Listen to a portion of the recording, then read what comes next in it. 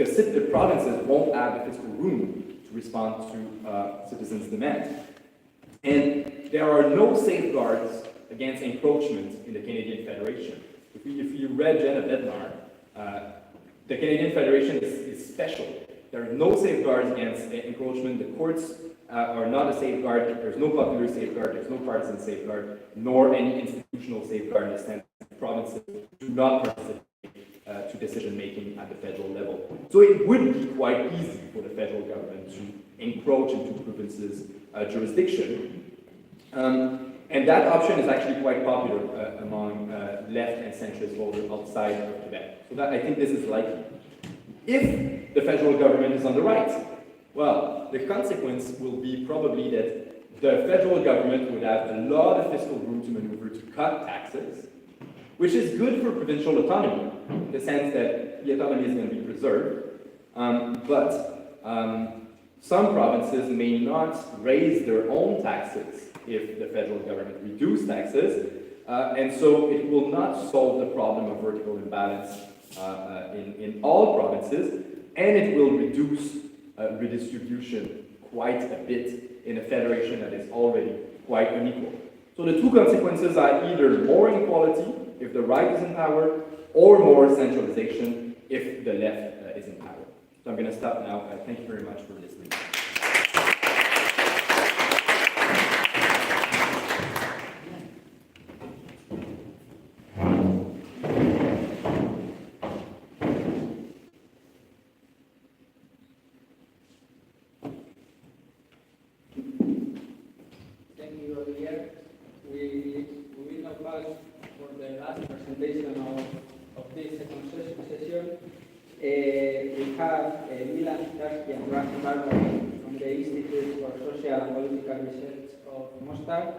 And they will present the presentation titled Legitimate Representation of Constituent People from Constitutional Principles to Attempts of its Electoral Agenda. Thank you very much. Unfortunately, I will do it alone. I'm Milan Sitarski, and my colleague Dražen Barbarić became a dean of Faculty of Philosophy in Mostar, so he became very extremely busy within the month, so that was only one opportunity for me to come. Our work does not fit in the global topic of this conference, but it's so actual for our country, for Bosnia and Herzegovina, that we could not avoid. All right, there was a chance to avoid, but I am very grateful to our organizers that the IACFS that they accepted this topic, because I don't know how many of you is following what's going on in Bosnia and Herzegovina. These issues of relations between different levels of power, state, entities, cantons, and three constituent peoples, they are always highly actual. It's something like chronic disease. We are like the country in permanent fever because our system is very complex, highly complex, and it is biased by, additionally, it was biased by interventions of some high representatives. Of course, I cannot cover all the details of these topics, but let's start. When I stopped last year in Innsbruck, I'll just remind you that we are a federal country, and we had a constant disputes between centralist and separatist forces, and the federalists are in the middle, and only federalism can not only make Bosnia and Herzegovina a functional state, but only federalism can save it as united, as the state as a whole. Our expert Mirjana Kasapovic said that why it is federalism what can save Bosnia and Herzegovina, because any hegemony or domination destroys it. We have three constituent peoples, they are our constituent units, like, for example, the states, 50 states in the United States of America, and how many states in Brazil, and we have extra non-territorial constituents. These are constituent people, something similar to communities in Belgium. But also, parallelly with that, we have territorial federalism, like Belgium as well. They have regions, they have provinces, and then local self-government. Our friend Sumatra Bose, professor on LSE in London, who is from India, West Bengal, was very smartly he defined his views on Bosnian and Herzegovinian federalism. I will not try this, and I will try to be as fast as possible. But I hope you can send this presentation to all of our participants. We are dealing in a highly relevant way. Our politicians and our political life, all who are involved there, have to deal with legal acts, including decisions of our constitutional court.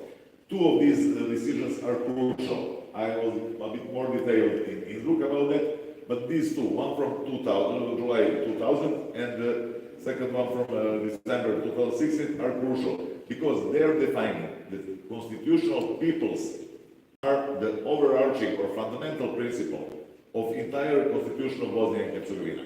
We have entities, we have cantons, we have, as I said, many levels of governance, but they are not constituencies of our federal state. Constituent peoples are what are the states in USA or in Australia or in Brazil. Now, when the Constitutional Court decided that the principle of legitimate representation of these three constituent peoples, I'll repeat for people who don't know, these are mentioned literally in preamble, in very preamble of our constitution. Bosniaks, Croats and Serbs. Bosnia and Herzegovina is the state of Bosniaks, Croats and Serbs, as well as other citizens of Bosnia and Herzegovina, but we have two main levels of representation. One is House of Representatives for representation of all the citizens of Bosnia and Herzegovina on the principle one man, one vote, like in USA. But also we have what is Senate in USA, but not for representation of our cantons or entities, but of constituent peoples. We have House of Peoples both at state level and at entity levels. But we have another institution for representation of constituent peoples, that's the presidency. And I will focus in the rest of my speech only in presidency. How centralist forces are abusing the demographic structure of our state to elect two members of presidency who belong to the most numerous people, Mediterranean people, who are Bosniaks. By the census from 2013, there is about 50% of Bosniaks in entire country. 31% of Serbs and 15% of Croats. But out of three members of our presidency are elected in one entity. That entity is bigger one, Federation of Bosnia and Herzegovina. Please to make distinction. Our state is just Bosnia and Herzegovina. It is a member of United Nations, completely independent state. But one of the entities, one of its two entities, is federation. It's pretty complex to present that, but our smaller part, our entity is one out of two, is Federation of Bosnia and Herzegovina. It is electoral unit for election of two members of presidency, Bosniak and Croat. I send you the figures at the level of entire state. At the level of federation, it's 70% of Bosniaks and 22% of Croats. And what then happens? What happened 2006 and later 2010 and 2018? Željko Komšić, unfortunately even now re-elected as Croat member of presidency, received his votes 2006, 2010, 2018 and 2022. I could not include it in this presentation because electoral results are still not valid, not formalized. But that's what happened when he was candidate three previous times. He received 40.63 votes only, that was his results, 12.13% in territorial units between cantons and district Bilbao, where Croats are relevant, where there are more than 20% of Croats.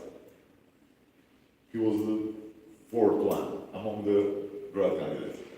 But in the areas where Croats really live,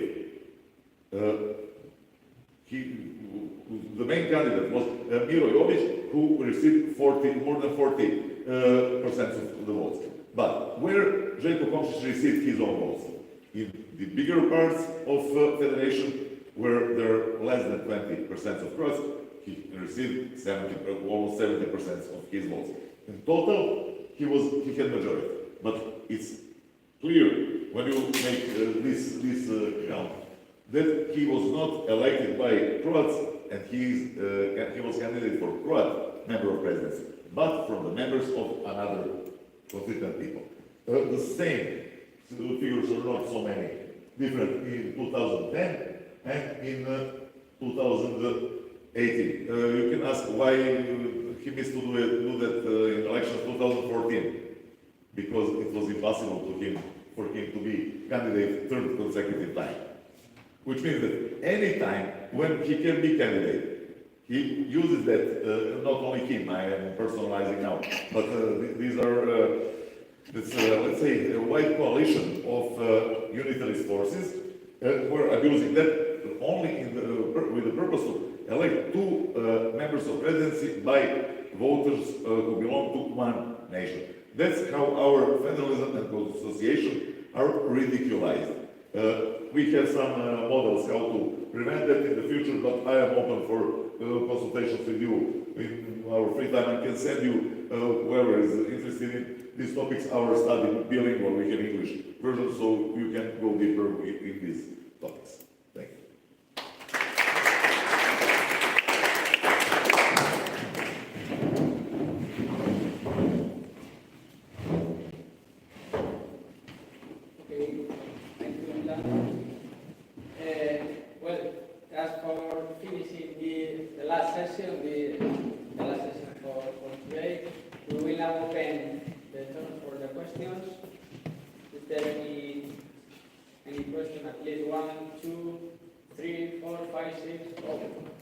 Okay, if you agree, we will do first three of them, and then we will do the other two questions. Okay, let's start from... My question is to Andrea. You mentioned that judgments of the Constitutional Court in Italy have been very kind of pro-central government.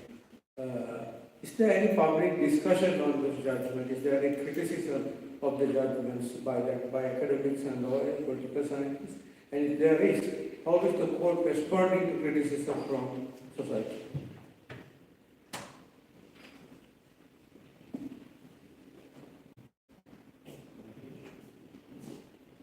Another question, where this side, one, and then we go to this side. Okay. Thank you for your presentation. Can you explain a little bit more what is the kind of the structure part, the agency part? So you start with this graph, which kind of suggests that that's kind of what drives things, and then you add kind of the political party aspect. So what do you think will be the exact impact, depending on the political party? I guess on that graph, right, and on the consequences of that graph.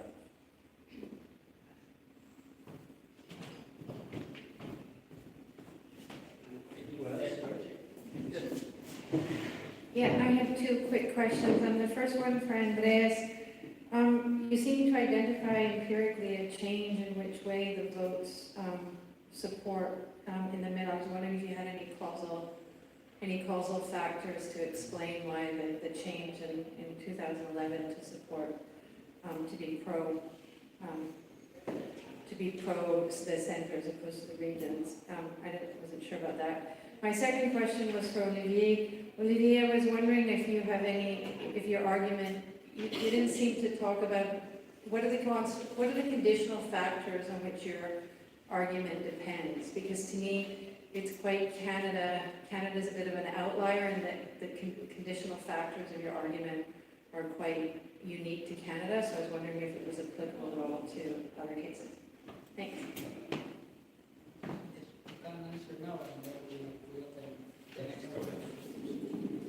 Okay, regarding the first question about the public discussion about the court judgments,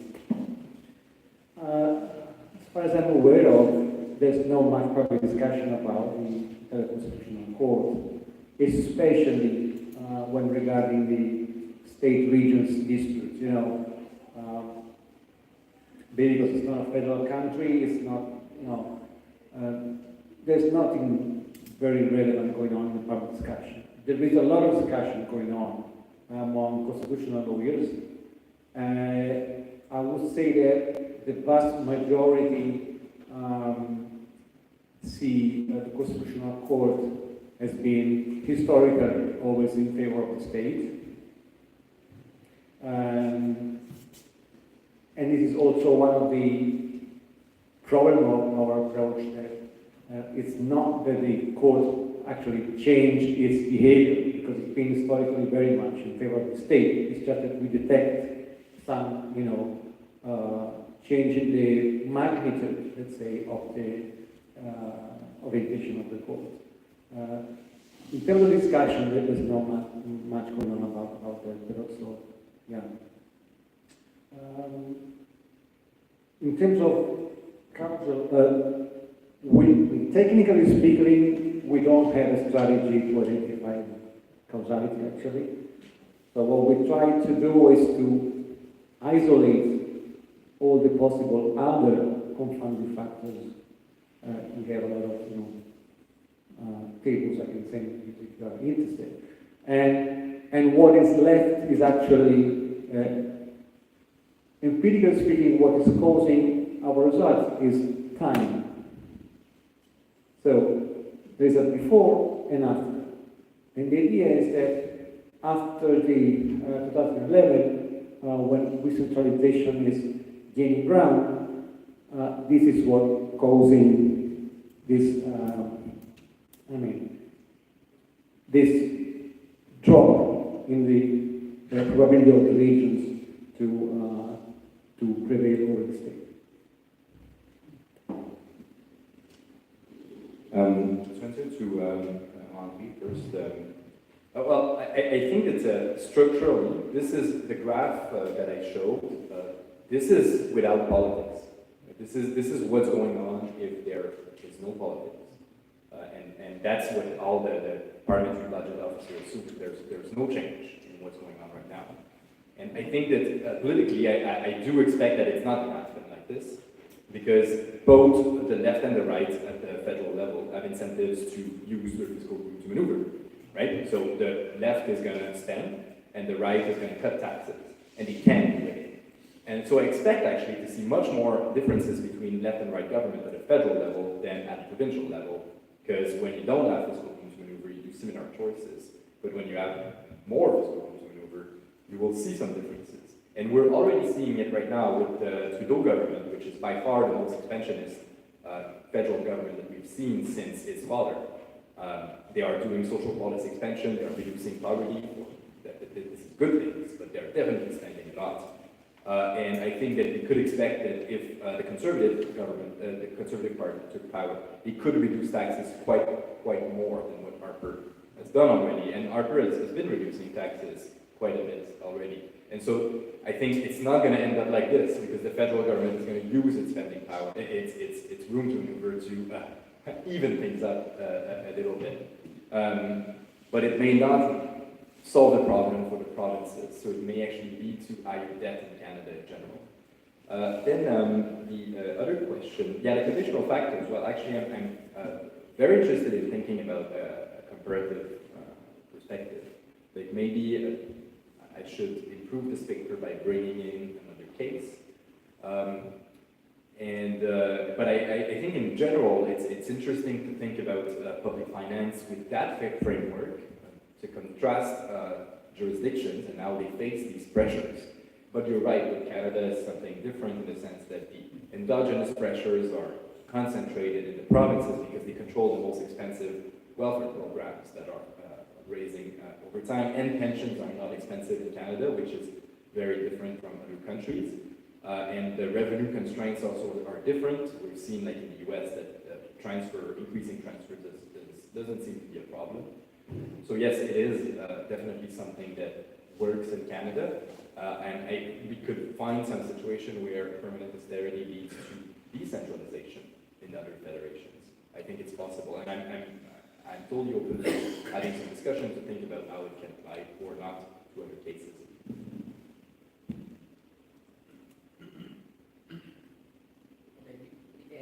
There are at least another 2 questions, but before giving the speaker just one question, and I will take advantage of my position. You told us that you don't find concrete explanation, but just for a specific question, is any relation, because nowadays in Spain we are living a quite big conflict with the elections of the judges in general, in the Constitutional, in the Supreme, etc. And is there any relation of what you explained about the tendency of the Constitutional Court and the system of election of this Constitutional Court? Maybe we can open again the rest of the questions. John?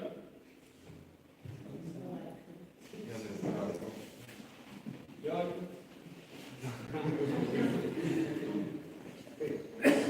It's just a short question to Andrea. I know this was not the main objective of the paper, but did you control the variable of who presented the claim to the Constitutional Court? Because I think that's also quite important. Sorry again, Andrea. Yeah, the same way Michael and Mario, mainly because the parallel is, or at least what we think there's a good parallelism between the Spanish case and the Italian one. Why the court, in the way that Michael said, why the court has this centralizing effect is because the agency or is because of the structure. Because in the Spanish case, judges are appointed basically through political accord agreement, but I don't think it's the same in the Italian case, it's in control. So where's the part of the institutions and where's the part of the ideology or the variation on what, on how much diversity a system can hold?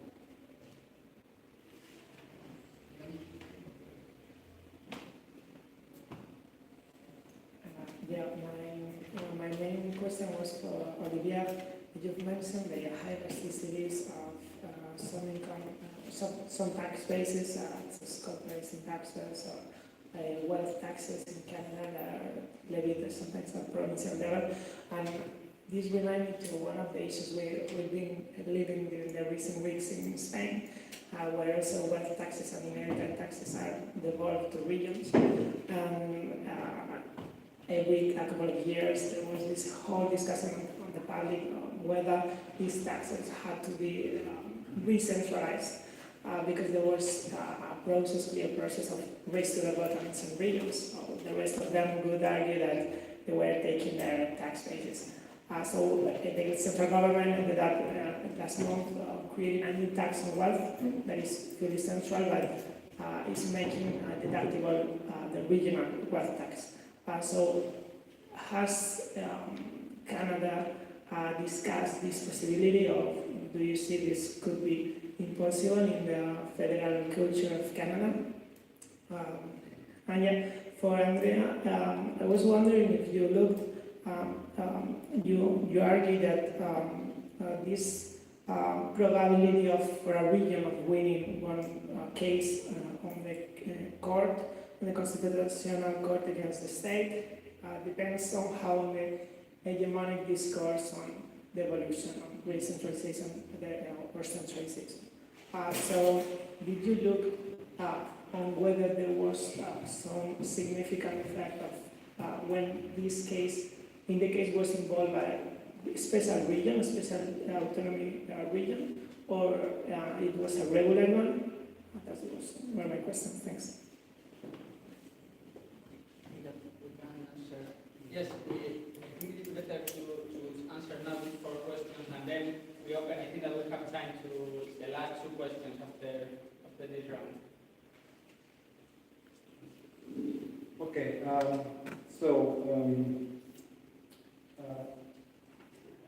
I'll go by reverse. So the last question is, so we control for a number of factors in the analysis. One is that, for example, if regions have special autonomy, and the answer is yes, if they have special autonomy, they tend to be more, to win more over the state. I can give you the number, but I think it's around 10% more likely to win compared to ordinary regions. So the answer is yes, it matters. It matters who is going to be the plaintiff. When the region is the plaintiff, they are less likely to win. And we also control for the fact, this is interesting, that the more a region is active in opposing the state, the more he is going to lose. And our colleague explained that by the fact that regions quite often just oppose the state for political reasons, or just for show off. Okay, so the case is not well grounded, so they know they will lose, but they oppose anyway to make a bit of fuss. So we could, in fact, our data shows that the more you are recurring, the more you are losing, because some of your cases are not well grounded just for political reasons. The key issue of the politicization of judges, okay, how they get appointed. In Italy is quite balanced, in fact. There are 15 members of the court, 5 get elected by the President of the Republic, which is super partes, 5 from Parliament, and 5 from the judgment, let's say, the magistratura, the judge. So they are not very much, it's not like in the States where you clearly know that, the Supreme Court, you have 5 judges from Conservative Party and judges from the Democratic Party. No, it's not, actually, you don't know actually which orientation they have, and they're not, we don't see politicization as a big issue, okay? Although in the analysis we look whether when there's a change in the president of the Supreme Court, but it doesn't affect much the results. So we do not detect a lot of politicization issues here. And then this question, why? It's a long answer. I think, historically, in terms of the Supreme Court, the regions do not have a say. They really have no power whatsoever. So the Supreme Court has been historically a national body. And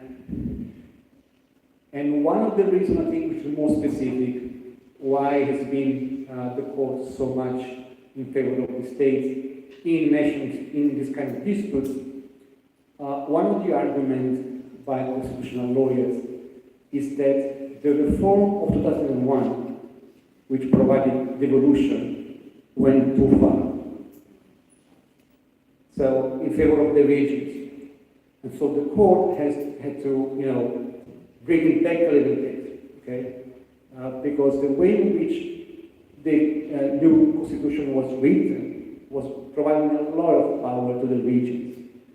Maybe even too much for how our country is culturally minded. Yeah, and so there was this constitutional change in 2001, which possibly went too far, and you can see that in the years just after this, 2003, 2004, the court made 3-4 judgments very heavy in terms of, okay, you guys have been you went too far, now we are bringing you back to the reality. We are not a federal country. Okay, so this, I think, could explain in a, let's say, rational way why the court is being in favor of the state.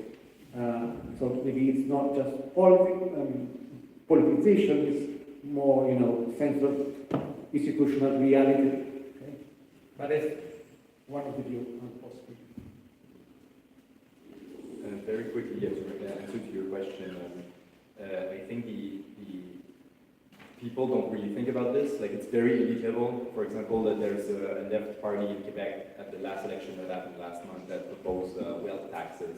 Nobody ever discussed the fact that it would be more efficient at the federal level, and nobody said anything about this. The left at the federal level also proposes wealth tax, and they never say that it's just better at the federal level than at the provincial level. Although there is a famous economist, famous in the world of Canadian economists, that proposed that a way to solve this problem would be to switch corporate taxes so provinces would have no corporate taxes and the federal government would have no sales taxes. So you just do an efficient switch and it would solve the problem basically because you can raise sales taxes to solve the fiscal problems of the provinces, and the federal government's finance would be more cyclical. This will not happen, but it would be a great solution. But it will not happen because provinces are guarding their fiscal capacity to tax corporation, even though they don't really generate revenues with this. Okay. Okay, we open the last round of questions. Okay, we have the last 3 questions on this side. Thank you. My question is for Olivier. Your analysis is focused in Canada, but on the current functioning of spending power. And I was wondering if your conclusions hold also for the structure of spending power before war markets, and when during the era of shared cost programs. Because during that era, if the federal government wanted to cut funding, it was cutting transfers, but it was more visible that it was cutting services. So, do you reach the same conclusions? Or do you think that the structure of how the spending power is regulated makes a difference in that sense?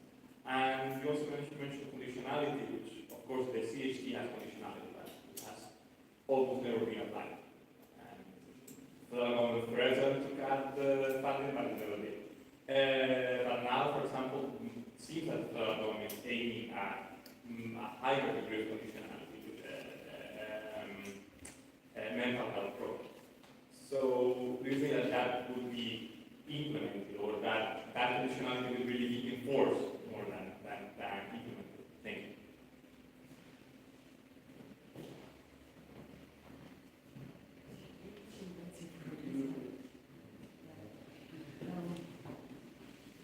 Thank you for fascinating presentations. I have a question for Olivier. I think in a number of countries, austerity measures have worked the other way around, especially in those countries with strict debt rates, which usually are more important on a national level, because all your international organizations and your rating agencies stay at the debt level at the national level. And it's quite a temptation to decentralize costly tasks. But I have been intrigued by what you have said about transfers. There is no really an interest, an incentive to increase transfers, even when costs for services go up. And it's so easy to avoid all the blame.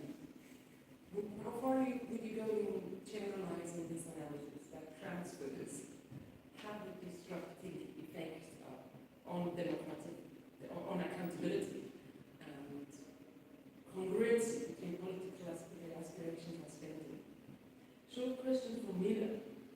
Early this month, the High Representative, Christian Schmidt, has just somehow unilaterally amended the election law.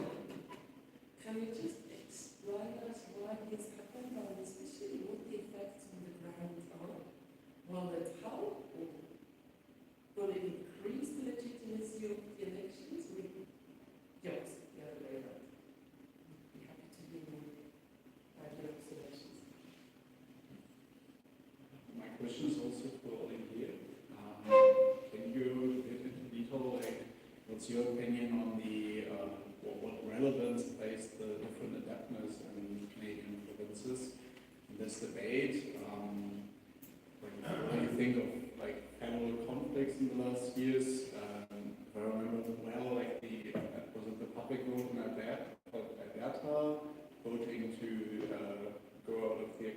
mechanism or something. You know, what's your idea of like how does this the definitely existing differences in the indebtedness? Yeah, what play or role plays a debate?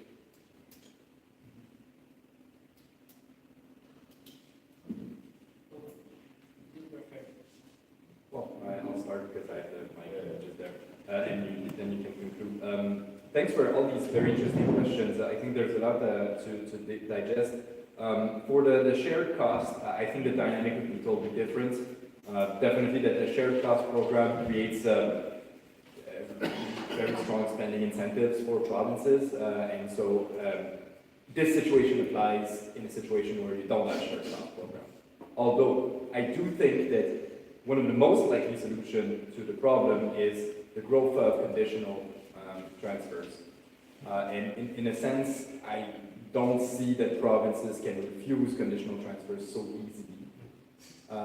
Although when there is already a program that exists, it's much more complicated than it looks. So for example, they want to create conditional transfers for dental care, and there are some residual dental care programs in provinces, and they are not able to do it easily. So although the conditional transfers in theory would happen quite a lot, because there's a lot of incentives for the federal government to create these conditional transfers, and for provinces to accept them to some extent, I think it's very difficult when you are not in a virgin territory where you have already existing programs. So, I mean, it's possible, and that's what people, the electorate of the Liberal Party of Canada want, these conditional transfers, at least outside of Quebec.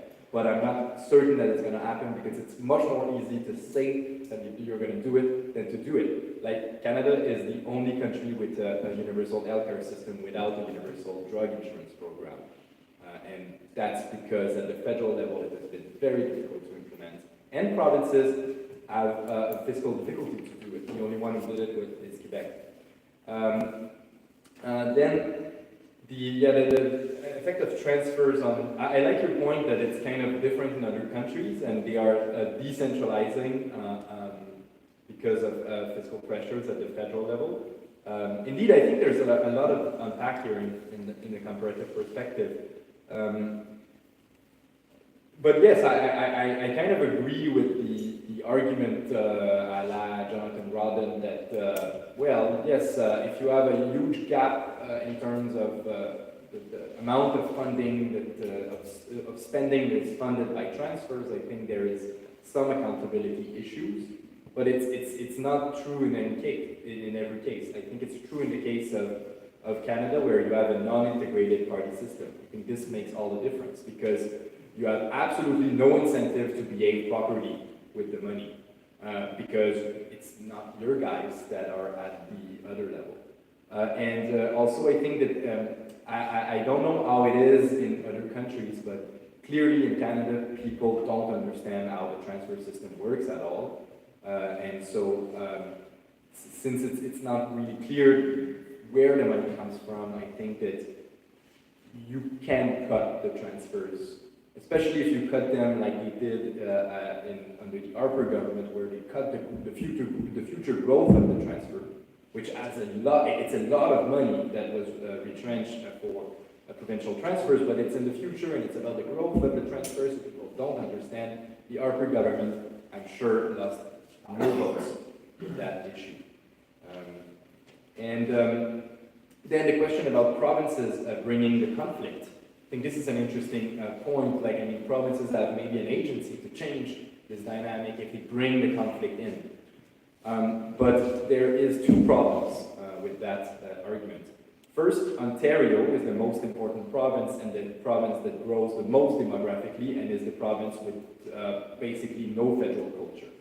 So you have a country where the fight against the federal government comes from Quebec, Alberta, Saskatchewan, and Newfoundland. But the biggest and most important province that matters for the election is Ontario, and Ontarians have no identity of their own. They are Canadians, and they think that their government is the government in Ottawa. So they don't care about this at all. The Albertans care, but the Ontarians don't. And so, in general, I mean, on average. And And so I think this is an issue. Like, I mean, Alberta and Quebec can complain, but if Ontario doesn't embark, it's not going to make much of a difference. And Doug Ford, the current Prime Minister, doesn't do anything because he wants special deals for the electrification of the auto industry. And also, I think provinces don't have common interests. Since the pressures of permanent austerity are very unequally distributed between provinces, the Atlantic province are in deep trouble, but the West is not that much. So I think there's the fact that provinces are not exactly together on this. Thanks for all these questions.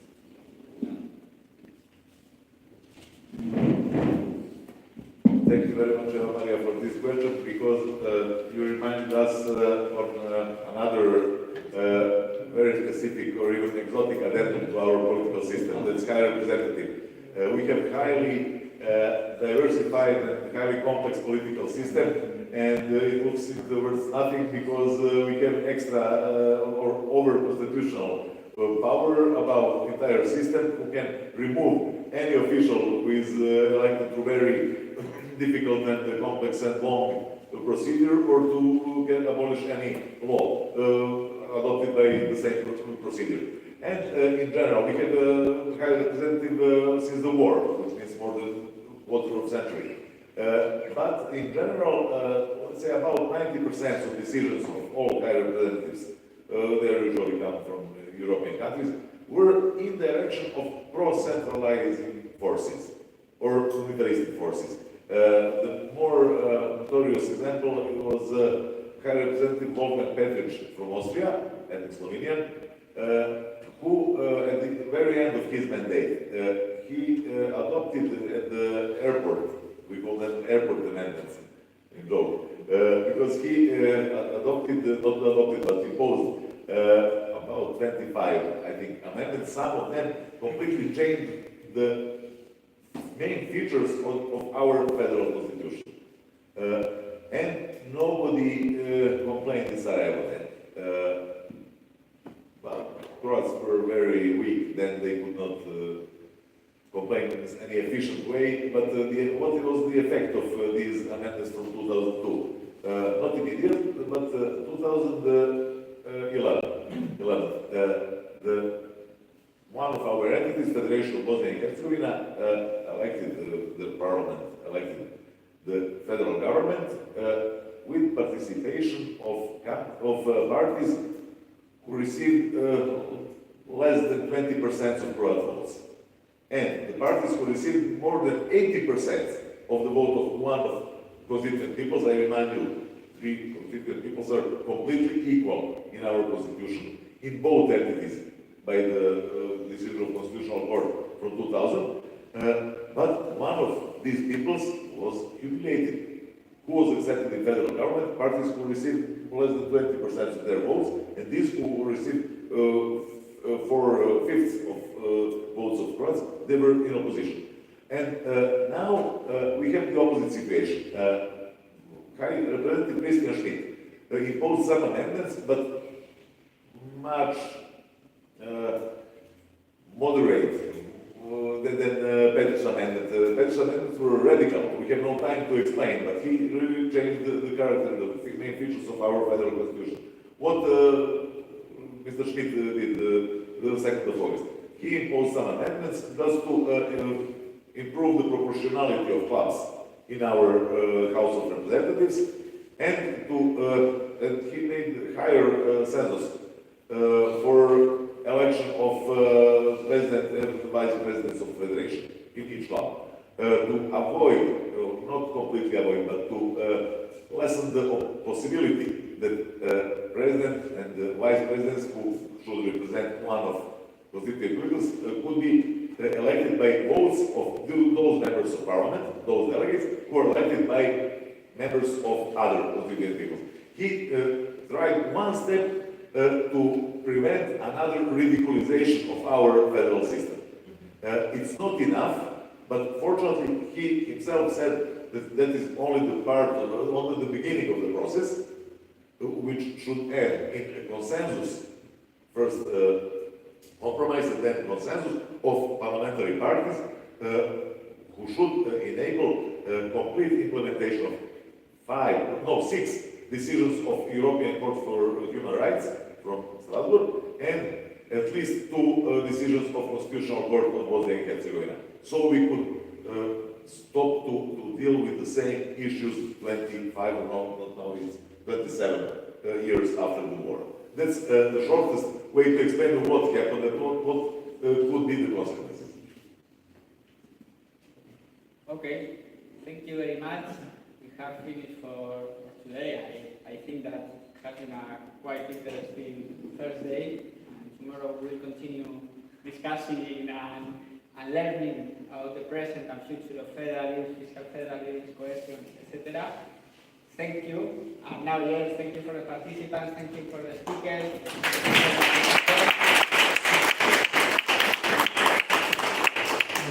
Yes, these are important tips for the plan that is coming out, and to organize yourselves, take it into account. First of all, they ask us, where you have all the draft papers and all the information of the Congress, of the conference, to take into account if you need them.